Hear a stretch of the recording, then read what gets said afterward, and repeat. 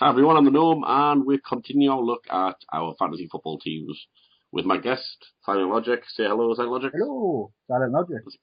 That's a good hello. And we're now going to have a look at our midfield, where we've actually got a few changes, whereas the defence, we went pretty similar. So, if you want to open with your shittest midfield player. Hazard, then, yeah? Again, £4.5 million. If you look at that budget, guaranteed start every game. There isn't really anyone else. Again, with being a Newcastle fan, I know a bit about him, so check TOA. Can't really go wrong. There's a new bonus system in here for this season. I'm hoping that system's going to help out. It does help for tackles, so bonus points. I'm hoping maybe defensive midfielders might be getting a bit more points this season. Yeah, it's true, because otherwise there's no point getting defensive midfielders, because all TOA is going to do is pick up yellow cards. Yep. If there isn't any bonuses for number of successful tackles, then you wouldn't be picking those players, which is why I haven't. Yeah, again, it's a £4.5 million pick to bring down the price so I can get better players elsewhere. He is more than likely going to sit on the bench. Hopefully, if this bonus points does play well for him, he might find himself coming into the team more often. And he couldn't play much worse than he did last season, to be honest. No, very true. So what's going on? My first player, Coutinho, which is the only nod towards Liverpool that I'm ever going to do, because he came in and was phenomenal. So he came in January and just was dicking about the Premier League, especially with Liverpool 7, Newcastle 0 that we don't talk about. He was pretty phenomenal. If you can make Daniel Sturridge score goals, God forbid what he's actually going to be like if Suarez says and starts giving Suarez the ball. I see this season though, he's probably going to be a bit more marked. Know a bit more about him. Yeah, I think he's got both the skills to pay the bills and also the ability to actually still unlock defences. As some of the passes he produced for Sturridge goals were nothing short of sick, to be honest. Agreed, yeah. Last season immense.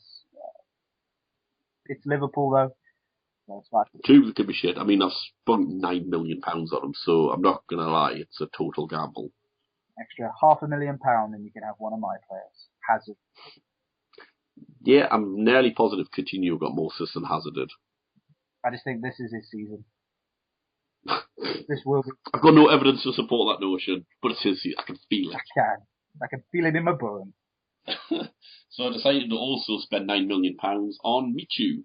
And I'm somewhat surprised you haven't.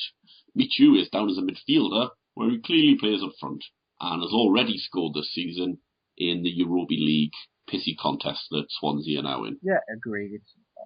You can't go wrong, but it was the price tag for him. That was my only issue. Last season, cheapest chips.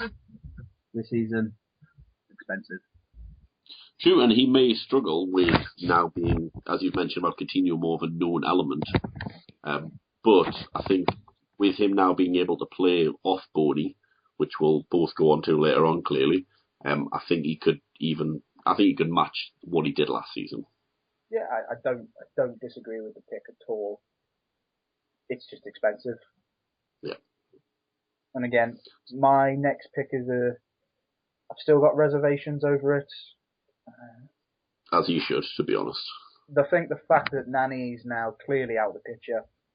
Yeah. That leaves the left wing open for Young easily. I think the only person that's going to potentially take that other position is going to be Zaha. Kagawa? Yeah, Kagawa's more central, easily. He should be playing more central, but Sir Alex liked holding him out left wing. That was Sir Alex though, but he's not there anymore. Yeah, there's a worse manager in charge now. You can't sign a single world-class player to save his life. Because he wants to play for David Moyes. Nobody, it turns out. Yeah, clearly. I don't know. I wouldn't have Ashley Young in my team in any way, shape or form. I think he's overrated. I think he's a ball-greedy hog.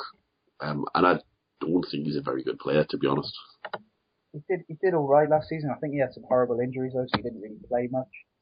True, he did have some horrible injuries, but Giggs was still playing more than him. And it might be down to the injuries, but I don't think Young's really kind of stepped up to the level that he should be. He's still performing at an Aston Villa level rather than at a Man United level. That he's not performing as a top 4 player really should be. And I think that's just because he's not a top 4 player. Still got 5 assists though. Well, yeah, 5 assists. It's a 38-game season. Well, he never played anywhere near 38 games though. Yeah, it's 5 assists at Man U. That's like 1 game. Very true. So, my cheap pick is James Milner, because he's rough and ready, and he's actually been playing quite a bit in the pre-season. I know that Man City have just spent all the money in the world replacing their entire forward line, but Milner has been playing under the new manager, and he's only £6 million, and he actually chipped in with quite a few assists last season. I just don't see him playing. Again, I suppose they've got new players on the wing, but they've got that new, the lad they bought from, was it Brazil? Well, yeah, they've got centre midfield, they've got Yaya Toure and Fernandinho, but I think Milner will play because City are in the Champions League. I think he'll keep players like Jesus Navas and everyone's favourite lesbian, Sami Nasri, for the Champions League.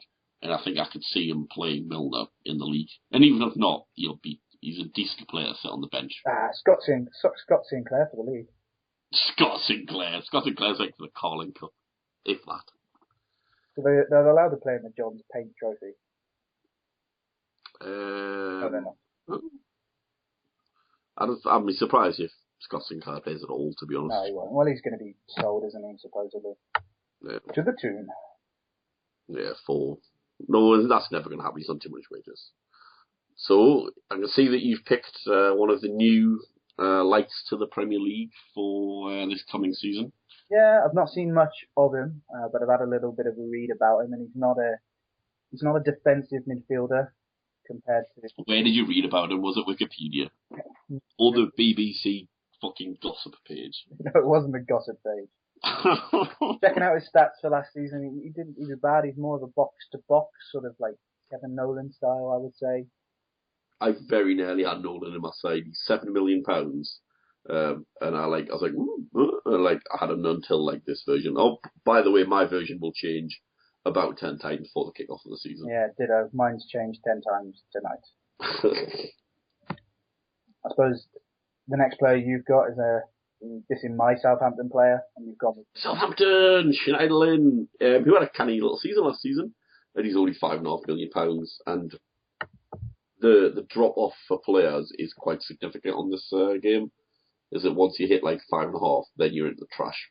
But for the extra £500,000 you've got sitting in the bank, you could have Ramirez, the most expensive player they've ever bought. True, but who's the most expensive player? Gaston Ramirez. Oh, Gaston Ramirez. I thought you meant Ramirez of Chelsea. I was going to say I've already got 1,000 Chelsea players on my side. Yeah, so going same team, you could have arguably their better player for an extra. No, I think Schneiderlin's a better player, to be honest. I think Gaston Ramirez, yes, expensive. I just don't think he's that good of a player, to be honest. I may have no actual evidence to support that. He did have an appalling start, but he did have a decent end. Decent end. So down to our last 2 players. Dembele signed from Fulham at Spurs last season. Lovely little kind of passer of the ball. He'll pick up assists. He'll play every game because Scott Parker is ancient and Tom Hiddleston's shit. And that's why I've picked Dembele. See, that's the reason why we went. Well, my thing for Dembele is if you look at Tottenham's midfield, it's ridiculous. They've got more players in midfield than they've got in the rest of the team. Until Gareth Bale leaves, and then they've got none. Well, that was the ultimate pick for me. I did have Gareth Bale. I can see him leaving though, so what's the point? Yeah, it's not often Real Madrid don't get the players they want, and even then sometimes they get the players that nobody wants, like Michael Owen. Yeah, absolutely. Again, my last player, nice and simple, De Guzman, did really well for Swansea last season. Plays in the middle, a lot of competition. Still up for debate on if he's going to stay. He's quite a little player. I think if he's for the same price, I'd probably get Pablo Hernandez. But that's because I love midget Spaniards. I see, but they've got Dyer as well as Routledge that seem to just He loves them both. He loves all. Yeah, I can't play the risk of rotation. that's fair. I mean, it's not a bad little sub to throw on if Swansea have got an easy game. Right. Cool. So our final video will be discussing our 6 forwards. So hopefully you've enjoyed this so far. Stay tuned and come and watch that when I finally get around to uploading because I'm lazy. So cheers everyone. I'll see you in a bit.